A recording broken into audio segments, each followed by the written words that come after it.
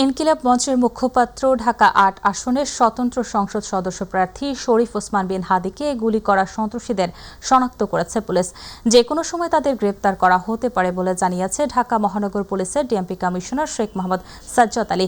শুক্রবার রাতে একটি গণমাধ্যমকে এ তথ্য জানান তিনি, ডিএমপি কমিশনার। এদিকে পরিবারের সিদ্ধান্তে শরীফ ওসমান বিন হাদিকে ঢাকা মেডিকেল কলেজ হাসপাতাল থেকে রাজধানীর এভারকেয়ার হাসপাতালে স্থানান্তর করা হয়েছে।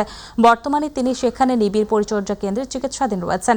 এদিকে মাথায় গুলিবিদ্ধ শরীফ ওসমান বিন হাদির অবস্থা অত্যন্ত সংকটাপন্ন বলে জানিয়েছে স্বাস্থ্য ও পরিবার কল্যাণ মন্ত্রণালয়ের বিশেষ সহকারী অধ্যাপক ডাক্তার সাইদুর রহমান।